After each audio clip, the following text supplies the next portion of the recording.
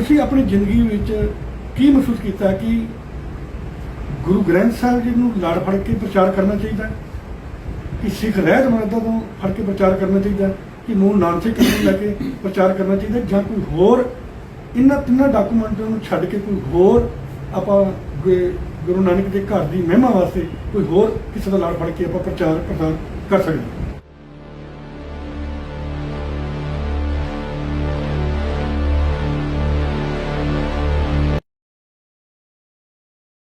ਜਦੋਂ ਅਸੀਂ ਅੱਜ ਮੀਡੀਆ ਤੇ ਵੀ ਦੇਖ ਰਹੇ ਹਾਂ, ਬਹੁਤ ਕੁਝ ਸਾਡੇ ਸਾਹਮਣੇ ਆ ਰਿਹਾ ਹੈ, ਜਿਸ ਦਾ ਬੜਾ ਸਾਨੂੰ ਇਸ ਚੀਜ਼ ਦਾ ਇੱਕ ਦੁੱਖ ਵੀ ਹੁੰਦਾ ਹੈ ਕਿ ਲੇਬਲ ਤਾਂ ਸਾਡਾ ਗੁਰੂ ਗ੍ਰੰਥ ਸਾਹਿਬ ਦਾ ਲੱਗਾ ਹੈ, ਪਰ ਉੱਥੇ ਪ੍ਰਚਾਰ ਕਿਸੇ ਹੋਰ ਕਿਸਮ ਦਾ ਹੈ।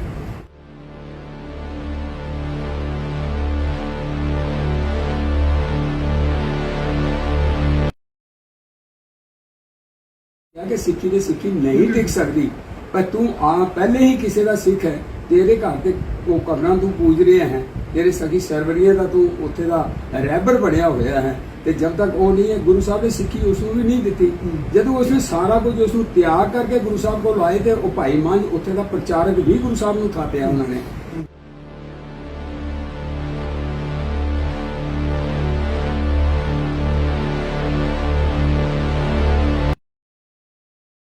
ਕਿ ਤੁਸੀਂ ਕਹਿੰਦੇ ਤਾਂ ਕੁਛ ਹੋ, ਪਰ ਕਰਦੇ ਤੁਸੀਂ ਕੁਛ ਹੋ। ਅਸੀਂ ਕਹਿੰਦੇ ਅਸੀਂ ਬੁੱਤ ਪੂਜਾ ਨੂੰ ਨਹੀਂ ਮੰਨਦੇ, ਅਸੀਂ ਕਹਿੰਦੇ ਅਸੀਂ ਕਬਰਾਂ ਨੂੰ ਨਹੀਂ ਮੰਨਦੇ, ਤੇ ਜੇ ਅਸੀਂ ਉਸੇ ਤਰ੍ਹਾਂ ਦੀਆਂ ਪੂਜਾ ਵੀ ਕਰਾਈ ਜਾਈਏ ਤੇ ਫਿਰ ਅਸੀਂ ਕਹੀਏ ਕਿ ਅਸੀਂ ਪ੍ਰਚਾਰ ਗੁਰੂ ਗ੍ਰੰਥ ਸਾਹਿਬ ਜੀ ਦਾ ਕਰਦੇ ਹਾਂ, ਐਸਾ ਨਹੀਂ ਹੈ।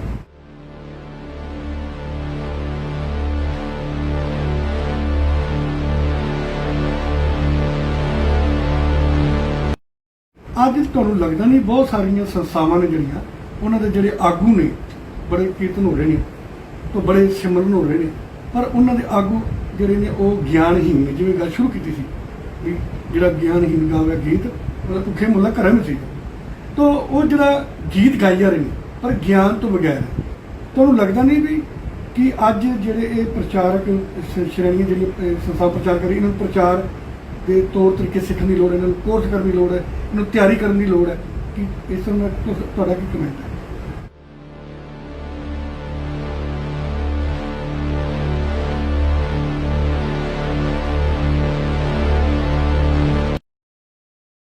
सुन के देख के शर्म आती है कि ये सिख धर्म के प्रचारक ने। मान लो असी सुन रहे सां फिरोजपुर के इलाके च कोई संस्था है, गुरु इकबाल सिंह जी संस्था है, उन्होंने गुरु अमरदास जी के जोड़े, कहते गुरु अमरदास जी के जोड़े ने, ते उन्होंने सिरां पर खा के ते मत्थे टिका के ते लोकां 'च प्रचार किया जा रहा है कि तुहाडे दुख दूर होणगे, इन्हां जोड़ियां नूं मत्था टेको।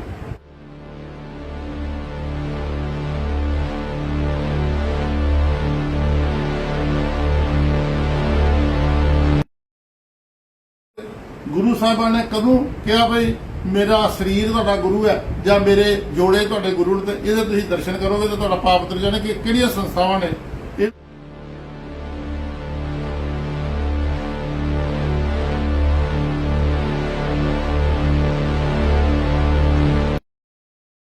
दो तरह के ਜਿਹੜੇ ਰੋਗ ਨੇ, ਇੱਕ ਮਾਨਸਿਕ ਹੈ, ਇੱਕ ਬਾਹਰਲਾ।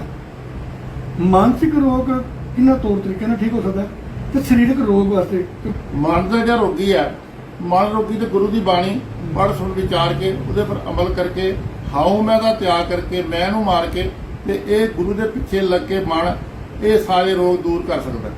जिहड़े सरीरक रोग है, गुरु साहब के समय तो भी मतलब दवाखाने जिहड़े वो अज तक उन्हां दीयां गल्लां असीं करके ते अपने अंदर एक ये शौक पैदा करते हैं। असीं भी वो जे बड़े लैवल के जे राजे कोल दवाई नहीं है तो गुरु राज साहब जी के दवाखाने को मिल रही है।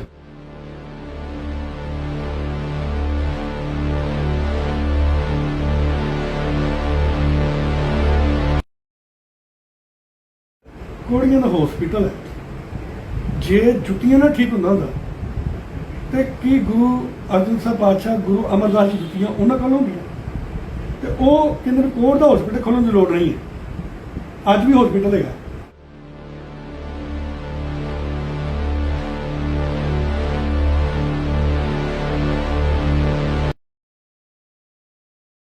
ਜਿਹੜੇ ਰੋਗ ਦਾ ਅਸੀਂ ਜਦੋਂ ਪੜ੍ਹਦੇ ਹਾਂ ਕਿ ਗੁਰੂ ਅਰਜਨ ਦੇਵ ਜੀ ਮਹਾਰਾਜ ਜਦੋਂ ਲਾਹੌਰ ਜਦੋਂ ਮਹਾਮਾਰੀ ਬਣੀ ਤੇ ਗੁਰੂ ਅਰਜਨ ਪਾਤਸ਼ਾਹ ਜੀ ਲਾਹੌਰ ਵੀ ਜਾ ਕੇ ਉਹਨਾਂ ਮਰੀਜ਼ਾਂ ਦੇ ਉਹਨਾਂ ਬਿਮਾਰਾਂ ਦੇ ਨਾਲ ਪੂਰਾ ਸਹਿਮਤੀ ਕਰਕੇ ਉਹਨਾਂ ਨੂੰ ਦੁਆ ਦਾਰੂ ਕਰਦੇ ਰਹੇ ਹਨ।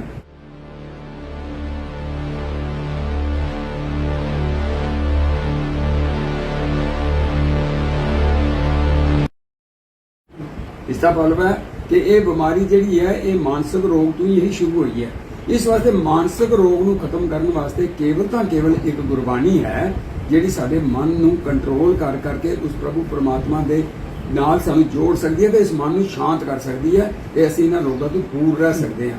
ਇਸੇ ਵਾਸਤੇ ਦੁੱਖ ਭੰਜਨ ਤੇਰਾ ਨਾਮ ਜੀ, ਦੁੱਖ ਭੰਜਨ ਤੇਰਾ ਨਾਮ।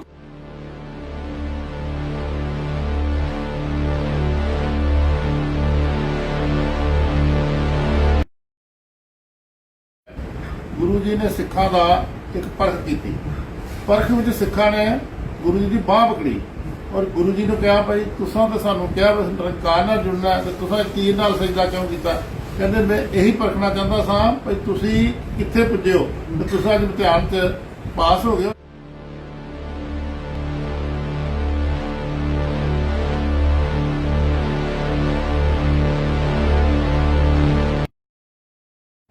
ਕਿ ਇਹ ਜਿਹੜੇ ਇਸ ਤਰ੍ਹਾਂ ਦੇ ਡੇਰੇ ਨੇ ਜਾਂ ਸੰਸਥਾਵਾਂ ਨੇ ਜਿਹੜੇ ਆਪਣੀ ਟਾਇਲਟ ਵਾਲੀ ਸੀਟਾਂ ਨੂੰ ਮੱਥੇ ਟਿਕਾਉਂਦੇ ਨੇ, ਖੂੰਡੀਆਂ ਨੂੰ ਮੱਥੇ ਟਿਕਾਉਂਦੇ ਨੇ, ਕੱਪੜਿਆਂ ਨੂੰ ਮੱਥੇ ਟਿਕਾਉਂਦੇ ਨੇ ਤੇ ਉਹ ਜਿਹੜੇ ਲੋਕ ਨੇ ਜਾਂ ਜੁੱਤੀਆਂ ਨੂੰ ਮੱਥੇ ਟਿਕਾਉਂਦੇ ਨੇ, ਇਹਨਾਂ ਲੋਕਾਂ ਦੇ ਸੰਸਥਾਵਾਂ ਦੇ ਨਾਲ ਸਿੱਖ ਸੰਗਤਾਂ ਨੂੰ ਜਾਣਾ ਚਾਹੀਦਾ ਕਿ ਨਹੀਂ ਜਾਣਾ ਚਾਹੀਦਾ?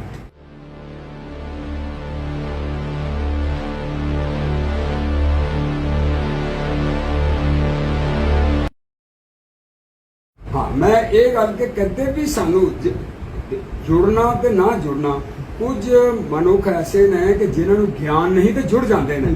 ਅਸੀਂ ਤਾਂ ਇਹ ਬੇਨਤੀ ਕਰਾਂਗੇ ਕਿ ਗੁਰੂ ਗ੍ਰੰਥ ਸਾਹਿਬ ਦੇ ਧਿਆਨ ਕਰੋ ਤੁਸੀਂ ਤੇ ਉਸ ਦੇ ਨਾਲ ਸਾਨੂੰ ਸਮਝ ਆ ਜਾਏਗੀ। ਤੇ ਜਿਹੜੇ ਨਹੀਂ ਵੀ ਕਰਦੇ ਨਾ ਤੇ ਗੁਰੂ ਗ੍ਰੰਥ ਸਾਹਿਬ ਦੀ ਵਿਚਾਰਧਾਰਾ ਆਪ ਜੀ ਨਾਲ ਮੈਂ ਇਸ ਚੈਨਲ ਦੇ ਤਹਿਤ ਇਹ ਸਿਧਾਂਤ ਦੀ ਗੱਲ ਕਰ ਦੇਵਾਂ ਆਪ ਨਾਲ ਕਿ ਸਾਨੂੰ ਇਹੋ ਜਿਹੇ ਕਦੇ ਵੀ ਕਿਸੇ ਸੰਸਥਾ ਨਾਲ ਨਹੀਂ ਜੁੜਨਾ ਚਾਹੀਦਾ ਜਿਹੜਾ ਸਾਨੂੰ ਸ਼ਬਦ ਗੁਰੂ ਤੋਂ ਦੂਰ ਲੈ ਜਾ ਰਿਹਾ ਹੋਵੇ।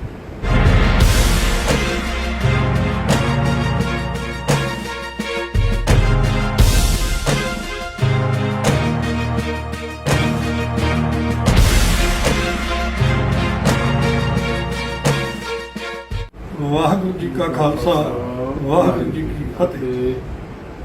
ਤੁਸੀਂ ਦੇਖ ਰਹੇ ਹੋ ਸਿੰਘਨਾ ਟੀਵੀ UK। ਸਿੰਘਨਾ ਤੁਹਾਡੀ ਆਪਣੀ ਆਵਾਜ਼, ਕੌਮ ਦੀ ਆਵਾਜ਼।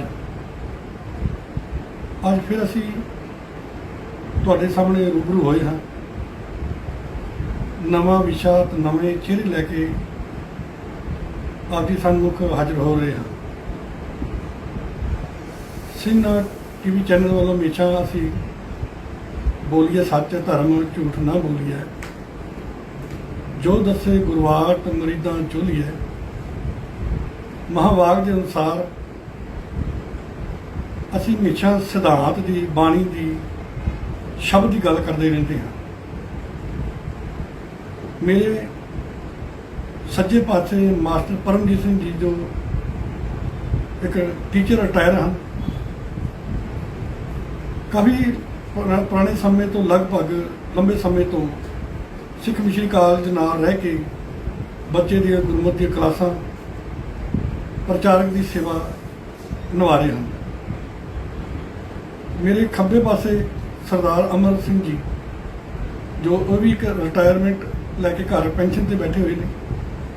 ਇਹ ਵੀ ਬਚਪਨ ਤੋਂ ਲੈ ਕੇ ਗੁਰਬਾਣੀ ਦੀ ਸੰਥਿਆਵਾਂ, ਪਾਠ ਤੇ ਜਿੰਨੇ ਵੀ ਧਾਰਮਿਕ ਪ੍ਰੋਗਰਾਮ ਹੁੰਦੇ ਉਹਨਾਂ ਵਿੱਚ ਗੁਰਬਾਣੀ ਦੀ ਵਿਆਖਿਆ, ਕਥਾ ਵਗੈਰਾ ਗੁਰਮਤਿ ਵਿਚਾਰਾਂ ਨਾਲ ਸਥਾਨ ਪਾਉਂਦੇ ਰਹਿੰਦੇ ਹਨ। ਅੱਜ ਅਸੀਂ ਤੁਹਾਡੇ ਜਿਹੜੇ ਰੂਬਰੂ ਕਰ ਰਹੇ ਹਾਂ, ਇਹ ਦੋਨੋਂ ਵੀਰ ਜਿਹੜੇ ਨੇ ਗੁਰਬਾਣੀ ਤੋਂ ਚੰਗੇ ਵਾਕਿਫ ਨੇ ਤੇ ਇਹਨਾਂ ਨਾਲ ਅੱਜ ਵਿਸ਼ੇਸ਼ ਤੌਰ ਤੇ ਗੱਲਬਾਤ ਕਰਾਂਗੇ।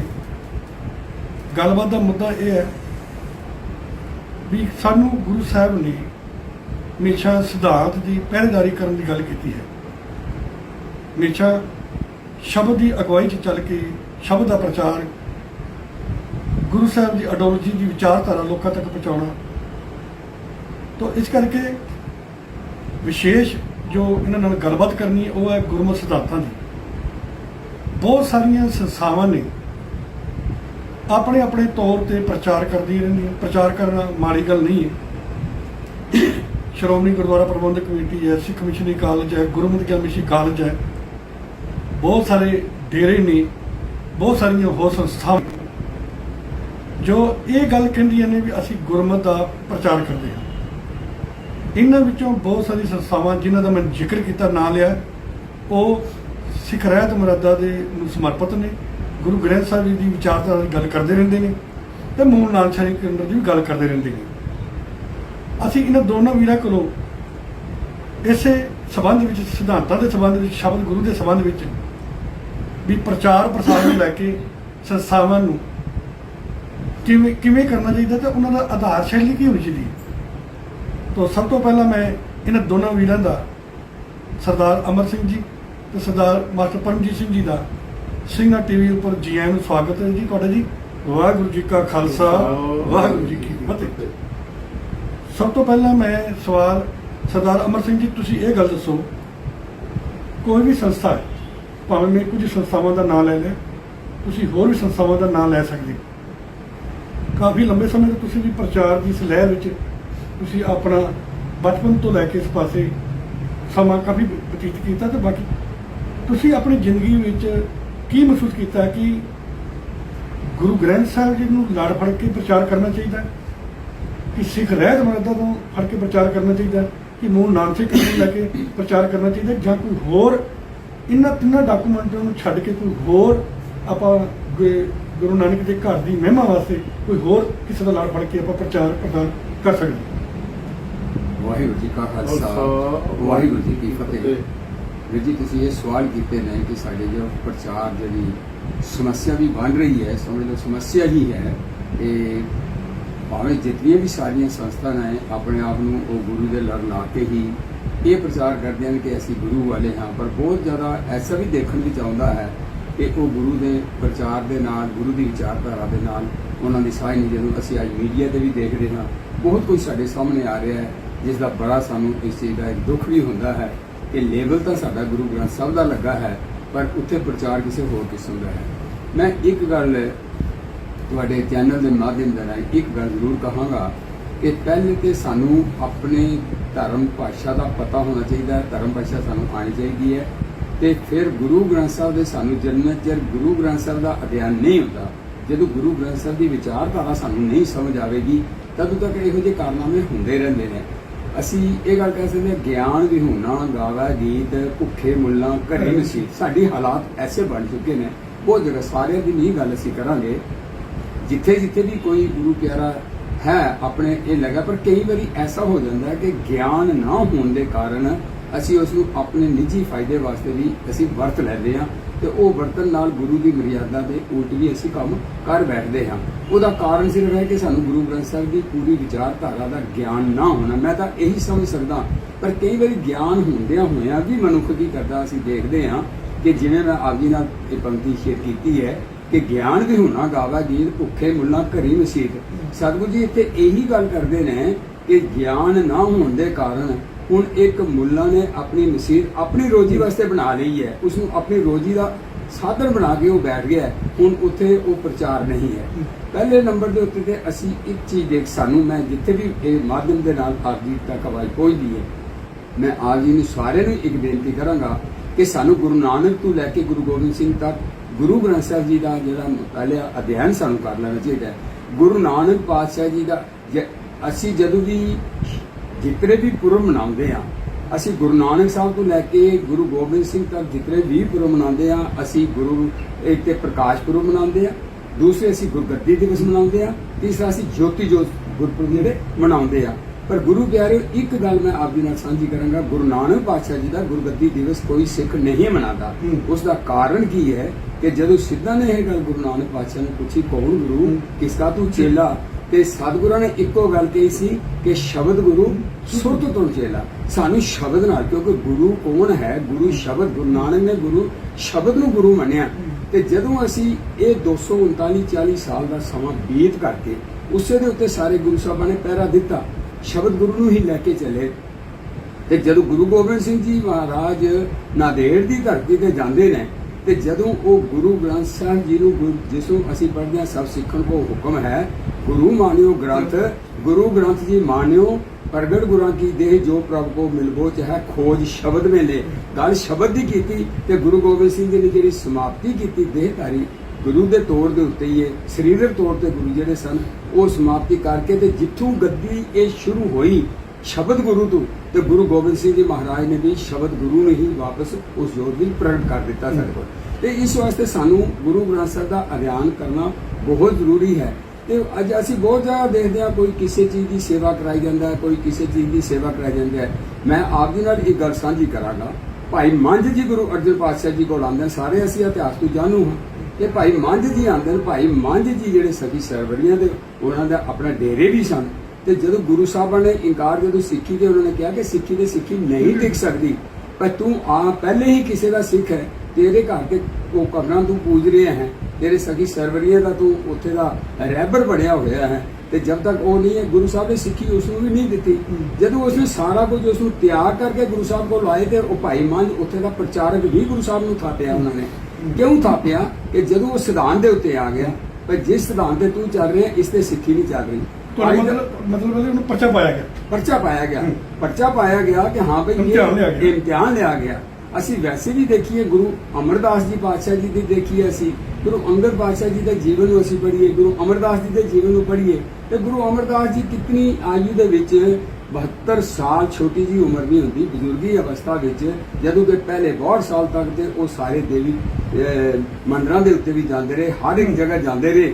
ਪਰ ਜਦੋਂ ਉਹ ਵੀ ਤਾਂ ਗਿਆਨ ਉਹਨਾਂ ਨੂੰ ਜਦੋਂ ਗਿਆਨ ਹੋ ਗਿਆ ਗੁਰੂ ਦੀ ਵਿਚਾਰਧਾਰਾ ਦੀ ਸਮਝ ਆ ਗਈ ਤੇ ਇੱਥੋਂ ਆਣ ਕੇ ਉਹ ਸਾਡੇ ਗੁਰੂ ਅਮਰਦਾਸ ਜੀ ਵੀ ਬਣੇ ਉਹਨਾਂ ਨੂੰ ਅਸੀਂ ਗੁਰੂ ਅਮਰਦਾਸ ਜੀ ਦੇ ਤੌਰ ਤੇ ਵੀ ਅਸੀਂ ਜਿਹੜਾ ਗੁਰੂ ਆਪਣਾ ਮੰਨ ਕੇ ਅਸੀਂ ਚੱਲੇ ਆ ਜਿਹੜਾ ਕਿ ਇਤਨੀ ਆਯੂ ਤੱਕ ਉਹ ਹੋਰ ਕਿਸੇ ਪਾਸੇ ਤੁਰਦੇ ਸਨ ਅੱਜ ਉਹਨਾਂ ਨੇ ਗੁਰੂ ਦੇ ਸਿਧਾਂਤ ਨੂੰ ਪਕੜ ਲਿਆ ਤੇ ਸਿਧਾਂਤ ਦੇ ਉੱਤੇ ਪਹਿਰਾ ਦਿੱਤਾ ਤੇ ਇਸ ਵਾਸਤੇ ਅਸੀਂ ਇਹੀ ਗੱਲ ਕਹਾਂਗੇ ਕਿ ਜਿਤਨੀਆਂ ਵੀ ਸੰਸਥਾਵਾਂ ਅਸੀਂ ਕਹਿੰਦੇ ਮੁਬਾਰਕ ਆ ਉਹਨਾਂ ਨੂੰ ਚਾਹੇ ਉਹ ਸ਼੍ਰੋਮਣੀ ਕਮੇਟੀਆਂ ਹਨ ਸਾਡੀਆਂ ਧਰਮ ਪ੍ਰਚਾਰ ਕਮੇਟੀਆਂ ਹਨ ਹੋਰ ਸਾਡੇ ਡੇਰੇ ਨੇ ਹੋਰ ਬੜੀਆਂ ਸਿੱਖ ਸੰਸਥਾਵਾਂ ਨੇ ਸਿੱਖ ਮਿਸ਼ਨਰੀ ਕਾਲਜ ਵਾਲੇ ਨੇ ਗੁਰਮਤਿ ਗਿਆਨ ਮਿਸ਼ਨਰੀ ਕਾਲਜ ਵਾਲੇ ਨੇ ਸਿੱਖ ਮਿਸ਼ਨਰੀ ਕਾਲਜ ਵਾਲੇ ਨੇ ਔਰ ਬਹੁਤ ਜਿਹੜੀਆਂ ਸੰਸਥਾ ਆਪਣੀ ਆਪਣੀ ਜਗ੍ਹਾ ਕੰਮ ਕਰਦੀਆਂ ਨੇ ਅਸੀਂ ਉਹਨਾਂ ਨੂੰ ਇੱਕੋ ਹੀ ਬੇਨਤੀ ਕਰਾਂਗੇ ਕਿ ਗੁਰੂ ਦੇ ਸਿਧਾਂਤ ਨੂੰ ਲੈ ਕੇ ਉਹ ਕਰਨ ਤੇ ਗੁਰੂ ਦੇ ਸਿਧਾਂਤ ਤੋਂ ਬਾਹਰ ਜਾ ਕੇ ਕੋਈ ਐਸਾ ਕੰਮ ਨਾ ਕੀਤਾ ਜਾਏ ਜਿਸ ਨਾਲ ਸਿੱਖ ਧਰਮ ਨੂੰ ਕਾਫੀ ਜਿਹੜਾ ਹੈ ਉਹ ਕੱਲ ਜਵਾਬਦੇਹੀ ਵੀ ਹੋ ਸਕਦੀ ਹੈ ਕਿ ਤੁਸੀਂ ਕਹਿੰਦੇ ਤਾਂ ਕੁਛ ਹੋ ਪਰ ਕਰਦੇ ਤੁਸੀਂ ਕੁਛ ਹੋ ਅਸੀਂ ਕਹਿੰਦੇ ਅਸੀਂ ਬੁੱਤ ਪੂਜਾ ਨੂੰ ਨਹੀਂ ਮੰਨਦੇ ਅਸੀਂ ਕਹਿੰਦੇ ਅਸੀਂ ਕਬਰਾਂ ਨੂੰ ਨਹੀਂ ਮੰਨਦੇ ਤੇ ਜੇ ਅਸੀਂ ਉਸੇ ਤਰ੍ਹਾਂ ਦੀ ਪੂਜਾ ਵੀ ਕਰਾਈ ਜਾਈਏ ਤੇ ਫਿਰ ਅਸੀਂ ਕਹੀਏ ਕਿ ਅਸੀਂ ਪ੍ਰਚਾਰ ਗੁਰੂ ਗ੍ਰੰਥ ਸਾਹਿਬ ਜੀ ਦਾ ਕਰਦੇ ਹਾਂ ਐਸਾ ਨਹੀਂ ਹੈ ਮਾਸਟਰ ਜੀ ਜਿਵੇਂ ਇਹਨਾਂ ਨੇ ਗੱਲ ਕੀਤੀ ਵੀ ਬੜੀ ਕਮਾਲ ਦਾ ਇੱਕ ਪੱਖ ਲਿਆਂਦਾ ਜੀ ਵੀ ਜਿਹੜੀਆਂ ਸੰਸਥਾਵਾਂ ਨੇ ਜਿਹੜੇ ਉਹਨੂੰ ਆਰਗੇਨਾਈਜ਼ ਕਰ ਰਹੇ ਨੇ ਚਲਾ ਰਹੇ ਨੇ ਵੀ ਠੀਕ ਪ੍ਰਚਾਰ ਕਰਨ ਪਰ ਉਹਨਾਂ ਨੂੰ ਜਿਵੇਂ ਭਾਈ ਮੰਝ ਜੀ ਨੂੰ ਗੁਰੂ ਸਾਹਿਬ ਨੇ ਪਰਚਾ ਪਾਇਆ ਠੀਕ ਹੈ ਉਹ ਸਖੀ ਸਰਵਰਾਂ ਦਾ ਆਗੂ ਸੀ ਨਗਾਹੇ ਪਿੰਡ ਗੁਰਦਾਸਪੁਰ 'ਚ ਪੈਂਦਾ ਉੱਥੇ ਆਉਂਦੇ ਨੇ ਤੇ ਉਹ ਹਰ ਸਾਲ ਰੂਟੀਨ ਚੱਲਦੀ ਹੈ ਪਰ ਅੰਮ੍ਰਿਤਸਰ ਦੀ ਧਰਤੀ ਤੇ ਜਾਂਦੇ ਨੇ ਦਰਬਾਰ ਸਾਹਿਬ ਗੁਰੂ ਸਾਹਿਬ ਜੀ ਉੱਥੇ ਦੇਖਦੇ ਨੇ ਜਿਹੜੇ ਸਿੱਖ ਸੰਗਤਾਂ ਸੇਵਾ ਕਰ ਰਹੀਆਂ ਨੇ ਗੁਰੂ ਸਾਹਿਬ ਪ੍ਰਚਾਰ ਦੀ ਗੱਲ ਕਰਦੇ ਨੇ ਸੰਗਤਾਂ ਬੈਠ ਕੇ ਸਵਾਲ ਕਰਦੇ ਨੇ ਉਹਨਾਂ ਨੂੰ ਵੇਖ ਕੇ ਤਾਂ ਬੜੇ ਹੈਰਾਨ ਹੁੰਦੇ ਨੇ ਮੁੜ ਕੇ ਪੱਕਾ ਮਨ ਮੰਨਦੇ ਅੱਜ ਤੋਂ ਬਾਅਦ ਸਖਰੀ ਸਰਵਰਾਂ ਦੀ ਪੂਜਾ ਛੱਡੀ ਪੀਰਾਂ ਵੀਰਾਂ ਦੀ ਪੂਜਾ ਛੱਡੀ ਤੇ ਉਸ ਤੋਂ ਬਾਅਦ ਗੁਰੂ ਸਾਹਿਬ ਦੇ ਸਿੱਖੀ ਸਿੱਖ ਬਣਦੇ ਨੇ ਤਾਂ ਗੁਰੂ ਸਾਹਿਬ ਪਰਚਾ ਪਾਉਂਦੇ ਨੇ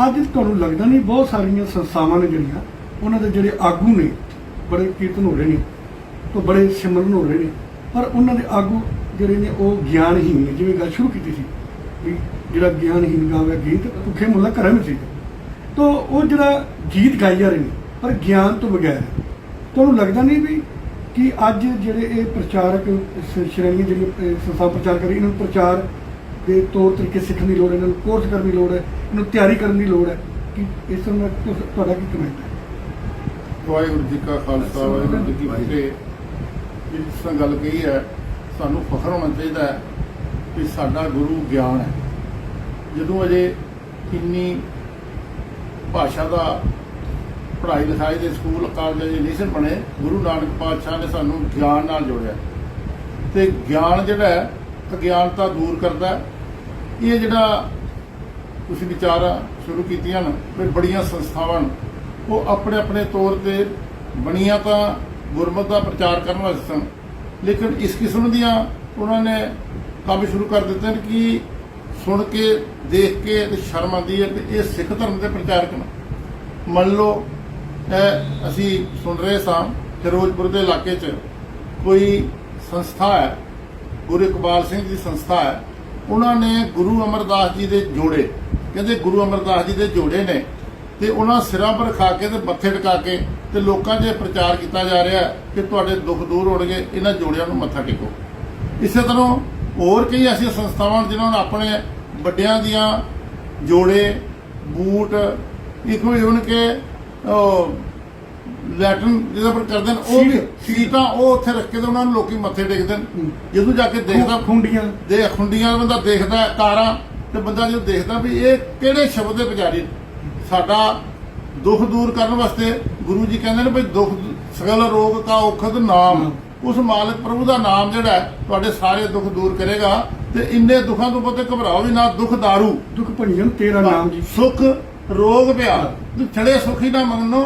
ਇਹ ਜਿਹੜੇ ਦੁੱਖ ਨੇ ਇਹ ਵੀ ਤੁਹਾਨੂੰ ਉਸ ਮਾਲਕ ਪ੍ਰਭੂ ਦੇ ਨਾਲ ਜੋੜ ਦੇਣ, ਤੇ ਜਿਹੜਾ ਦਵਾਈ ਹੈ ਉਹ ਆ ਪ੍ਰਭੂ ਦਾ ਨਾਮ, ਪ੍ਰਭੂ ਅੱਗੇ ਬੇਨਤੀ। ਤੇ ਬਾਕੀ ਡਾਕਟਰ ਕੋਲ ਦਾ ਇਲਾਜ ਹੈ, ਹੁਣ ਕਿਸੇ ਨੂੰ ਕੋਈ ਦਵਾਈ ਹੈ, ਦਵਾਈ ਚਾਹੀਦੀ ਹੈ, ਉਹਦੇ ਸਿਰ ਪਰ ਤੁਸੀਂ ਜੁੱਤੀ ਰੱਖ ਦਿਓਗੇ। ਗੁਰੂ ਸਾਹਿਬਾਨ ਨੇ ਕਦੋਂ ਕਿਹਾ ਬਈ ਮੇਰਾ ਸਰੀਰ ਤੁਹਾਡਾ ਗੁਰੂ ਹੈ ਜਾਂ ਮੇਰੇ ਜੋੜੇ ਤੁਹਾਡੇ ਗੁਰੂ ਨੇ, ਤੇ ਇਹਦੇ ਤੁਸੀਂ ਦਰਸ਼ਨ ਕਰੋਗੇ ਤੇ ਤੁਹਾਡਾ ਪਾਪ ਉਤਰ ਜਾਣੇ। ਕਿ ਕਿਹੜੀਆਂ ਸੰਸਥਾਵਾਂ ਨੇ, ਇਹਨਾਂ ਸੰਸਥਾਵਾਂ ਨੇ ਬੜਾ ਪ੍ਰਚਾਰ ਕੀਤਾ ਜੀ। ਅਸੀਂ ਉਹ ਗੁਰੂ ਸਾਹਿਬ ਨੂੰ ਸਿਰ ਉੱਪਰ ਉਠਾ ਕੇ ਤੇ ਰਾਤ ਨੂੰ ਸੈਰ ਕਰਾਉਂਦੇ ਸਨ ਜੀ, ਬੜੀ ਉਹ ਮਤਲਬ ਲੋਕਾਂ ਨੂੰ ਕਰ ਕਰਕੇ ਦੱਸਦੇ। ਕਈ ਤਾਂ ਇਸ਼ਨਾਨ ਕਰਾਉਂਦੇ ਸਨ। ਹਾਂ, ਇਸ਼ਨਾਨ ਗੁਰਕਵਾਲ ਸਿੰਘ ਨੇ ਇਸ਼ਨਾਨ ਕਰਾਇਆ ਗੁਰੂ ਗ੍ਰੰਥ ਸਾਹਿਬ ਜੀ ਨੂੰ। ਕਿਤਨਾ ਮਤਲਬ ਮਨਮੱਤ ਦੀ ਗੱਲ ਹੈ। ਉਹ ਗਿਆਨ ਅਸਾਂ ਲੈਣਾ, ਜੋ ਗੁਰ ਦੱਸੈ ਵਾਟ ਮੁਰੀਦਾਂ ਜੋਲੀ ਹੈ। ਇਹ ਹੈ ਦੁੱਖ ਦੂਰ ਕਰਨ ਦੇ ਤਰੀਕੇ। ਬਈ ਗੁਰੂ ਰਸਤਾ ਦੇ ਰਹੇ ਨੇ, ਗਿਆਨ ਦੇ ਰਹੇ ਨੇ, ਤੇ ਉਸ ਰਸਤੇ ਪਰ ਅਸਾਂ ਤੁਰਨਾ। ਜਿਹੜੇ ਗਿਆਨ ਗੁਰੂ ਗ੍ਰੰਥ ਸਾਹਿਬ 'ਚ ਰੱਬੀ ਗੁਣ ਦੱਸੇ ਨੇ ਉਹ ਅਸਾਂ ਗਾਇਨ ਕਰਨੇ ਨੇ, ਗਾਇਨ ਕਰਕੇ ਗ੍ਰਹਿਣ ਕਰਨੇ ਨੇ, ਤੇ ਉਹਦੇ ਅਨੁਸਾਰ ਜਦੋਂ ਜੀਵਨ ਚੱਲਾਂਗੇ ਸਾਡੇ ਦੁੱਖ ਸਾਰੇ ਦੂਰ ਹੋ ਜਾਣਗੇ। ਗੁਰੂ ਕਿਰਪਾ ਕਰੇ ਅਸੀਂ ਗਿਆਨ ਗੁਰੂ ਨੂੰ ਸਮਝਣ ਦਾ ਯਤਨ ਕਰੀਏ, ਨਾ ਕਿ ਇਸ ਅਗਿਆਨਤਾ ਨਾਲ ਜੁੜੀਏ। ਬਈ ਜੋੜਿਆਂ ਨਾਲ ਸਿਰਾਂ ਪਰ ਰੱਖ ਕੇ ਬਈ ਇਹ ਗੁਰੂ ਸਾਹਿਬ ਦੇ ਜੋੜੇ ਨੇ ਤੇ ਅਸੀਂ ਸਿਰ ਪਰ ਰੱਖਿਆ ਜਾ, ਉਹਨੂੰ ਮੱਥੇ ਟੇਕੇ ਸਾਡੇ ਦੁੱਖ ਦੂਰ ਹੋ ਜਾਣਗੇ।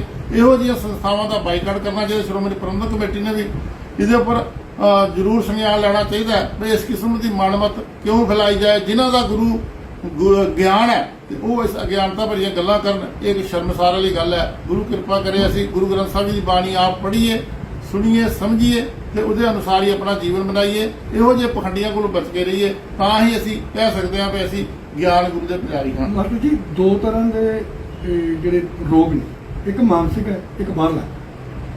ਮਾਨਸਿਕ ਰੋਗ ਇਹਨਾਂ ਤੌਰ ਤਰੀਕੇ ਨਾਲ ਠੀਕ ਹੋ ਸਕਦਾ ਤੇ ਸਰੀਰਕ ਰੋਗ ਵਾਸਤੇ, ਕਿਉਂਕਿ ਗੁਰੂ ਕਾਲ ਦੇ ਵੇਲੇ ਵੀ ਉਹਨਾਂ ਨੇ ਦਵਾਖਾਨੇ, ਅੱਜ ਵੈਸੇ ਦਵਾਖਾਨਾ ਅੱਜ ਦੀ ਸਭ ਤੋਂ ਦੁਨੀਆ ਦਾ ਸਭ ਤੋਂ ਵੱਡੇ ਹਸਪੀਟਲ ਨੇ। ਮਨ ਦਾ ਜਿਹੜਾ ਰੋਗੀ ਹੈ, ਮਨ ਰੋਗੀ ਤੇ ਗੁਰੂ ਦੀ ਬਾਣੀ ਪੜ੍ਹ ਸੁਣ ਵਿਚਾਰ ਕੇ ਉਹਦੇ ਪਰ ਅਮਲ ਕਰਕੇ ਹਾਉ ਮੈਂ ਦਾ ਤਿਆਗ ਕਰਕੇ ਮੈਂ ਨੂੰ ਮਾਰ ਕੇ ਤੇ ਇਹ ਗੁਰੂ ਦੇ ਪਿੱਛੇ ਲੱਗ ਕੇ ਮਨ ਇਹ ਸਾਰੇ ਰੋਗ ਦੂਰ ਕਰ ਸਕਦਾ। ਜਿਹੜੇ ਸਰੀਰਕ ਰੋਗ ਹੈ, ਗੁਰੂ ਸਾਹਿਬ ਦੇ ਸਮੇਂ ਤੋਂ ਵੀ ਮਤਲਬ ਦਵਾਖਾਨੇ ਜਿਹੜੇ ਨੇ ਉਹ ਅੱਜ ਤੋਂ ਕਰੋਨਾ ਦੀਆਂ ਗੱਲਾਂ ਅਸੀਂ ਕਰਕੇ ਤੇ ਆਪਣੇ ਅੰਦਰ ਇੱਕ ਇਹ ਸ਼ੌਕ ਪੈਦਾ ਕਰਦੇ ਹਾਂ ਵੀ ਅਸੀਂ ਵੀ ਉਹ ਜਿਹੇ ਵੱਡੇ ਲੈਵਲ ਦੇ, ਜੇ ਰਾਜੇ ਕੋਲ ਦਵਾਈ ਨਹੀਂ ਹੈ ਤੇ ਗੁਰੂ ਰਾਜ ਸਾਹਿਬ ਜੀ ਦੇ ਦਵਾਖਾਨੇ ਤੋਂ ਮਿਲ ਰਹੀ ਹੈ। ਇਹਦਾ ਮਤਲਬ ਕਿਤਨੇ ਵੱਡੇ ਲੈਵਲ ਉੱਪਰ ਗੁਰੂ ਜੀ ਚਿੰਤਤ ਹਨ। ਲੋਕਾਂ ਦੇ ਸਰੀਰ ਦੀ ਜਿਹੜੀ ਦਵਾ ਹੈ, ਸਰੀਰ ਦੀ ਦਵਾ ਜਿਹੜੀ ਹੈ ਉਹ ਭਾਵੇਂ ਆਯੁਰਵੇਦਿਕ ਕੋਈ ਐਲੋਪੈਥਿਕ ਕੋਈ ਜਾਂ ਕੁਝ ਹੋਵੇ ਉਹਦੇ ਨਾਲ ਦੂਰ ਹੋਏਗਾ। ਕਿਸੇ ਸਿਰ ਦਰਦ ਹੈ, ਕਿਸੇ ਦੇ ਜੁੱਤੀ ਸਿਰ ਪਰ ਧਰ ਕੇ ਆਖੋ ਵੀ ਉਹਦਾ ਸਿਰ ਦਰਦ ਦੂਰ ਹੋ ਜਾਏਗਾ, ਇਹ ਅਗਿਆਨਤਾ ਸੋਚ ਬਹੁਤ ਵੱਡੀ ਹੈ। ਇੱਥੋਂ ਹੋਰ ਮਨਮਤਾਂ ਬਹੁਤ ਸਾਰੀਆਂ ਫੈਲਦੀਆਂ। ਕਈ ਲੋਕੀ ਹੱਡੀਆਂ ਨੂੰ ਵਜਾਈ ਜਾਂਦੇ ਨੇ ਤੇ ਹੱਡੀਆਂ ਨਾਲ ਬਈ ਸਾਡੇ ਮਰਿਆਦਾ ਕਹਿੰਦੀ ਆ ਵੀ ਜਿੱਥੇ ਨਜ਼ਦੀਕ ਬਾਣੀ ਵਗਦਾ ਹੋਏ ਉੱਥੇ ਹੱਡੀਆਂ ਜਲ ਪ੍ਰਵਾਹ ਕਰਦੇ ਨੇ, ਜੇ ਯਾਦ ਦੱਬ ਕੇ ਬਰਾਬਰ ਕਰ ਦੇਣੀਆਂ। ਤੇ ਜੇ ਅਸੀਂ ਉਹਨੂੰ ਕਹੀਏ ਵੀ ਇਹ ਸਾਡਾ ਫੰਡਾਮੈਂਟਲ ਰੂਲ ਹੋ ਗਿਆ ਵੀ ਅਸਾਂ ਇਹਨੂੰ ਪੁੱਜਣਾ ਦਾ ਮਤਲਬ ਅਸੀਂ ਰਹਿਤ ਮਰਿਆਦਾ ਨੂੰ ਨਹੀਂ ਮੰਨਦੇ, ਅਸੀਂ ਗੁਰੂ ਗ੍ਰੰਥ ਸਾਹਿਬ ਜੀ ਨੂੰ ਨਹੀਂ ਮੰਨਦੇ, ਅਸੀਂ ਅਗਿਆਨਤਾ ਨੂੰ ਪੱਠੇ ਪਾਣੇ ਤੇ ਸੰਗਤਾਂ ਨੂੰ ਉਸ ਪਾਸੇ ਜੋੜਨਾ। ਇਹ ਤਾਂ ਵਾਹਿਗੁਰੂ ਜੀ ਉਹਨਾਂ ਦਾ ਰੱਖ ਹੈ, ਅਰਦਾਸ ਹੈ ਵੀ ਸਾਨੂੰ ਗੁਰੂ ਨਾਨਕ ਪਾਤਸ਼ਾਹ ਦੀ ਸਿੱਖਿਆ, ਗੁਰੂ ਗ੍ਰੰਥ ਸਾਹਿਬ ਜੀ ਦੀ ਸਿੱਖਿਆ ਉਹ ਸਾਡੇ ਉੱਪਰ ਅਸਰ ਕਰੇ। ਤੇ ਜੇ ਸਾਡਾ ਸਰੀਰ ਰੋਗੀ ਹੈ ਉਹ ਅੱਛੇ ਤੋਂ ਅੱਛੇ ਡਾਕਟਰ ਕੋਲ ਜਾਣਾ ਚਾਹੀਦਾ, ਤੇ ਜਿਹੜਾ ਮਨ ਰੋਗੀ ਹੈ ਉਹ ਗੁਰੂ ਦੀ ਬਾਣੀ ਸਗਲ ਰੋਗ ਕਾ ਉਪਦ ਨਾਮ ਹੈ। ਸਰਦਾਰ ਮਨ ਸਿੰਘ ਜੀ, ਇਸੇ ਨਾਲ ਜੁੜਦਾ ਸਵਾਲ ਇੱਕ ਹੋ ਰਿਹਾ। ਗੁਰੂ ਅਰਜਨ ਸਾਹਿਬ ਮਹਾਰਾਜ ਜਦੋਂ ਹਰਿਮੰਦਰ ਸਾਹਿਬ ਦਰਬਾਰ ਸਾਹਿਬ ਇਹ ਜਿਹੜੀ ਪਾਵਨ ਧਰਤੀ ਹੈ, ਇੱਥੇ ਜਦੋਂ ਬਿਲਡਿੰਗ ਸਾਰੀ ਸਤਸੰਗ ਵਾਲੀ ਜੋ ਮਰਿਆਦਾ ਗੁਰੂ ਲਾਗੂ ਕਰਦੇ ਨੇ, ਉਸ ਤੋਂ ਬਾਅਦ ਉਹ ਤਰਨ ਪਾਸੇ ਜਿਹੜਾ ਨਵਾਂ ਪ੍ਰਚਾਰ ਕੇਂਦਰ ਖੋਲ੍ਹਦੇ ਨੇ ਤੇ ਉੱਥੇ ਗੁਰੂ ਸਾਹਿਬ ਕੋੜੀਆਂ ਦਾ ਹਸਪੀਟਲ ਹੈ, ਜੇ ਜੁੱਤੀਆਂ ਨਾਲ ਠੀਕ ਹੁੰਦਾ ਤੇ ਕੀ ਗੁਰੂ ਅਰਜਨ ਸਾਹਿਬ ਪਾਤਸ਼ਾਹ ਗੁਰੂ ਅਮਰਦਾਸ ਜੀ ਜੁੱਤੀਆਂ ਉਹਨਾਂ ਕੋਲ ਹੁੰਦੀਆਂ ਤੇ ਉਹ ਕਹਿੰਦੇ ਨੇ ਕੋਰਟ ਦਾ ਹਸਪੀਟਲ ਖੋਲ੍ਹਣ ਦੀ ਲੋੜ ਨਹੀਂ ਹੈ। ਅੱਜ ਵੀ ਹਸਪੀਟਲ ਹੈਗਾ। ਪਹਿਲਾਂ ਵੀ ਗੱਲ ਕੀਤੀ, ਮਾਸਟਰ ਜੀ ਨੇ ਵੀ ਗੱਲ ਕੀਤੀ ਵੀ ਕਿ ਸਰੀਰ ਨੂੰ ਠੀਕ ਕਰਨ ਵਾਸਤੇ ਬਾਹਰਲੀ ਦੁਆ ਹੈ, ਮਨ ਰੋਗੀ ਤੇ ਉਹਦੇ ਵਿੱਚ ਸ਼ਬਦ ਹੈ, ਉਹਦੇ ਵਿੱਚ ਚੰਗੇ ਵਿਚਾਰ ਨੇ। ਗੁਰੂ ਅਰਜਨ ਸਾਹਿਬ ਮਹਾਰਾਜ ਦੀ ਜੁੱਤੀਆਂ ਨਹੀਂ ਤੁਸੀਂ ਵੀਰ ਜੀ ਤੁਸੀਂ ਇਹ ਜਿਹੜਾ ਸਵਾਲ ਕੀਤਾ ਹੈ ਮੈਂ ਆਪ ਜੀ ਨਾਲ ਇੱਕ ਗੱਲ ਹੋਰ ਸਾਂਝੀ ਜ਼ਰੂਰ ਕਰ ਦੇਵਾਂ।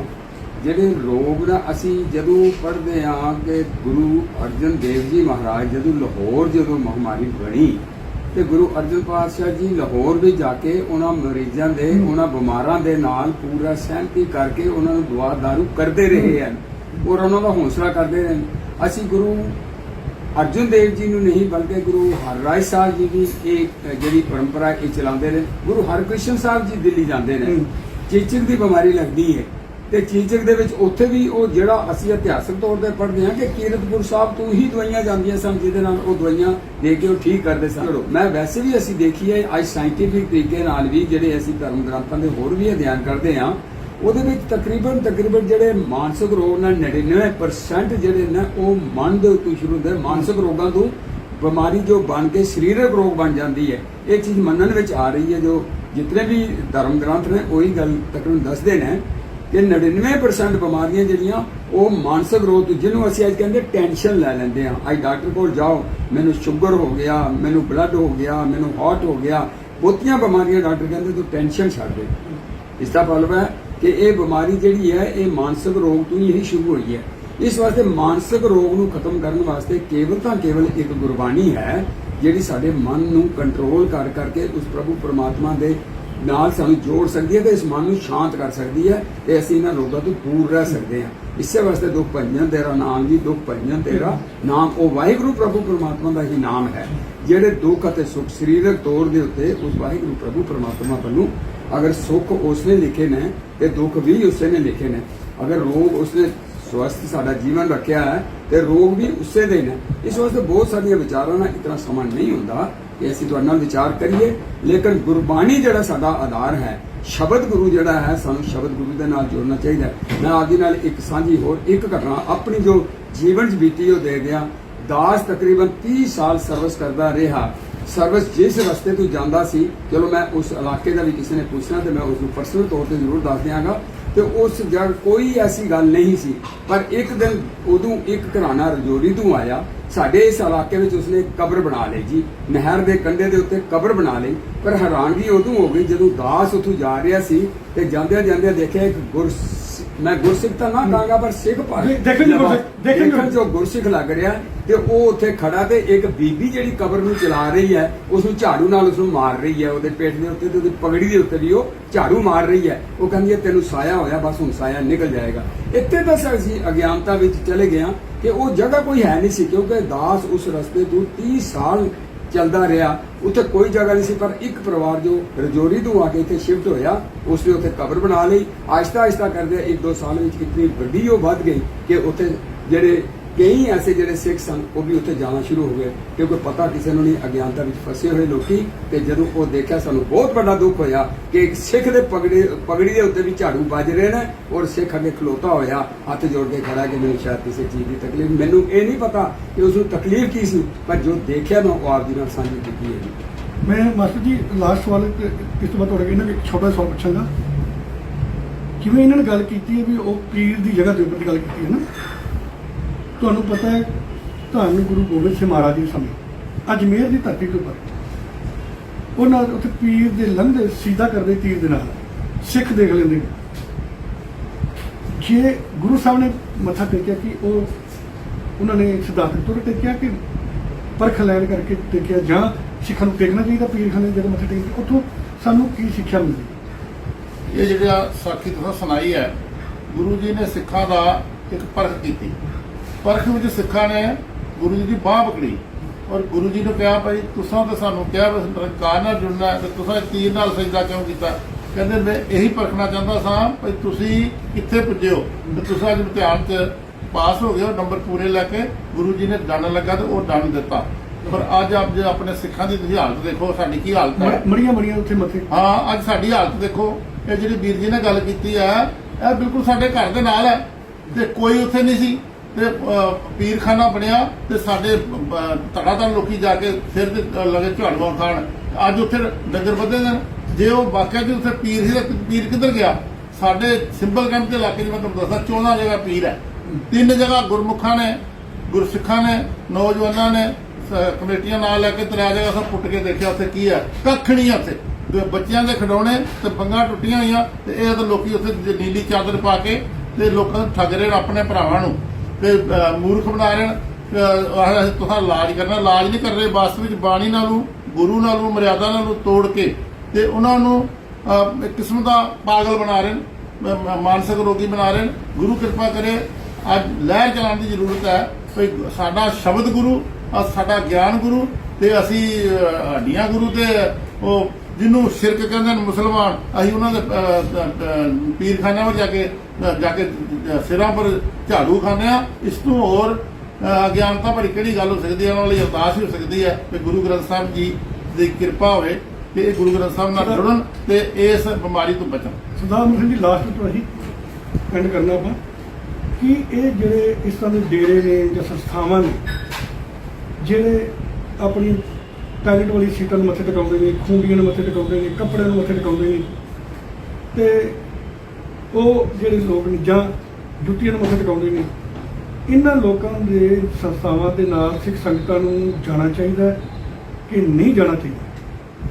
ਮੈਂ ਤਾਂ ਇਹੀ ਵੀਰ ਜੀ ਆਪ ਜੀ ਦੇ ਸਵਾਲ ਦਾ ਇਹੀ ਬੇਨਤੀ ਕਰਾਂਗਾ ਕਿ ਜਿੰਨਾ ਦੇਰ ਤੱਕ ਸਾਨੂੰ ਗੁਰੂ ਗ੍ਰੰਥ ਸਾਹਿਬ ਦੀ ਵਿਚਾਰਧਾਰਾ ਦੀ ਸਮਝ ਨਹੀਂ ਆਉਂਦੀ, ਜਿੰਨੇ ਦੇਰ ਤੱਕ ਸਾਨੂੰ ਗੁਰੂ ਨਾਨਕ ਸਾਹਿਬ ਤੋਂ ਲੈ ਕੇ ਗੁਰੂ ਗੋਬਿੰਦ ਸਿੰਘ ਜੀ ਮਹਾਰਾਜ ਤੱਕ ਇਤਿਹਾਸ ਦੀ ਪੂਰੀ ਸਮਝ ਨਹੀਂ ਆਉਂਦੀ। ਗੁਰੂ ਪਾਤਸ਼ਾਹ ਜੀ ਨੇ ਕਿਤਨੇ ਕਸ਼ਟ ਵੀ ਸਹਾਰੇ, ਕਿੰਨੇ ਤਰੀਕੇ ਵਰਤੇ ਹੈ, ਇਮਤਿਹਾਨ ਵੀ ਨੇ।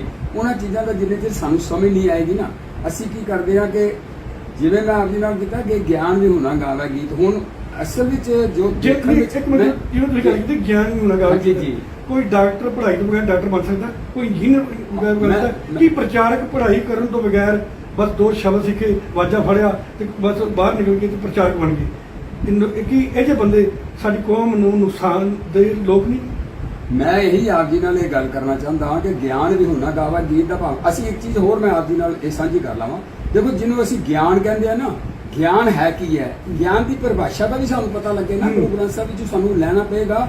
ਗਿਆਨ ਅਸਲ ਵਿੱਚ ਕੀ ਹੈ? ਦੇਖੋ, 2 ਲਫ਼ਜ਼ ਨੇ, ਇੱਕ ਹੈ ਸਾਡੀ ਜਾਣਕਾਰੀ, ਇੱਕ ਹੈ ਗਿਆਨ, ਜਿਹਨੂੰ ਅਸੀਂ ਇੰਗਲਿਸ਼ ਵਿੱਚ ਅਸੀਂ ਇਨਫੋਰਮੇਸ਼ਨ ਵੀ ਕਹਿ ਦਿੰਦੇ ਹਾਂ, ਨੌਲੇਜ ਵੀ ਕਹਿ ਲੈਂਦੇ ਹਾਂ। ਦੇਖਣ ਨੂੰ ਇਹ ਲਫ਼ਜ਼ ਦੋਵੇਂ ਇਕੱਠੇ ਜੁੜਦੇ ਨੇ ਪਰ ਹੈ ਨਹੀਂ ਹਨ। ਗਿਆਨ ਦਾ ਮਤਲਬ ਹੈ ਕਿ ਕਿਸੇ ਚੀਜ਼, ਮੈਂ ਆਪ ਜੀ ਨਾਲ ਇੱਕ ਗੱਲ ਸਾਂਝੀ ਕਰਾਂ, ਜਿਵੇਂ ਅਸੀਂ ਮੰਨ ਲਓ, ਚਲੋ ਇਤਨੇ ਆਪ ਚੈਨਲ ਨਾਲ ਸਾਂਝੀ ਹੀ ਕਰ ਲੈਂਦੇ, ਗੱਲ ਛੇੜ ਹੀ ਦਿੱਤੀ ਹੈ।